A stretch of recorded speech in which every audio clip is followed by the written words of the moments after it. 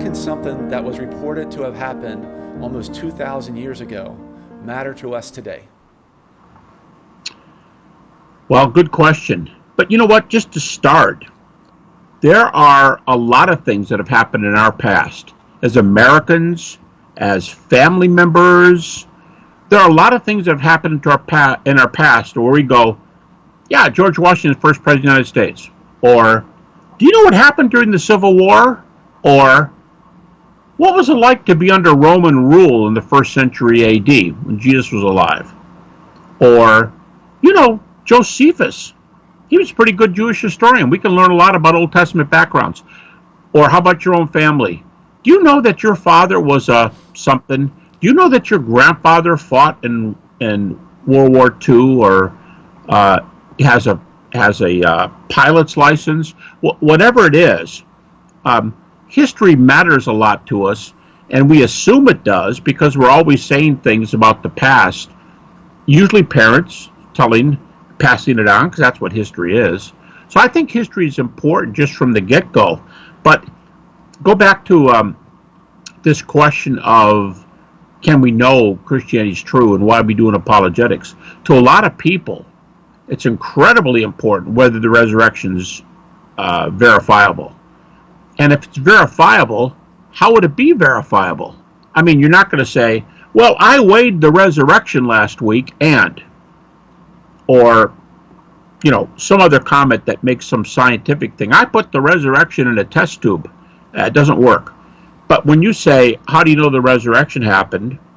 And you say, well, there's some good data. Have you considered this? Have you considered that? And there's all kinds of historical rules that historians apply to texts. Like, man, that passage is so embarrassing. Why would the writers of the Gospels say Peter denied the Lord? I mean, he's the head disciple. Why does he deny the Lord 3 times? How come James, the brother of Jesus, apparently was not a doubter while Jesus was on the earth? How is it that we're told in the Gospels that in one passage, Jesus' mother and siblings doubted and tried to get him out of the limelight, probably as one commentator said, a lot of commentators say, because he was an embarrassment to the family.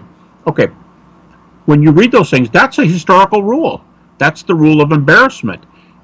I probably, if we're best friends, I'm not going to say something embarrassing about you, especially if the position you hold today would be weakened if I told somebody about an incident I know about you 20 years ago.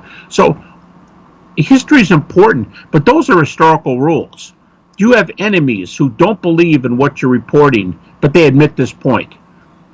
Do we have cases where it's very embarrassing to report this, but we reported it anyway? Why is that important? Because it happened like that.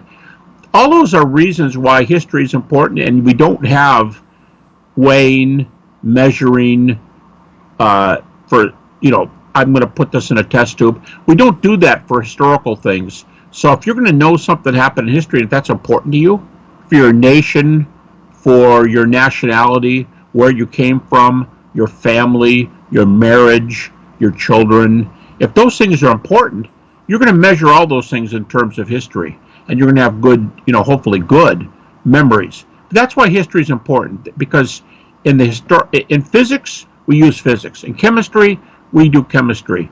In anthropology and sociology, we do those disciplines. In historical questions, we use historical data. That's just how you do the research.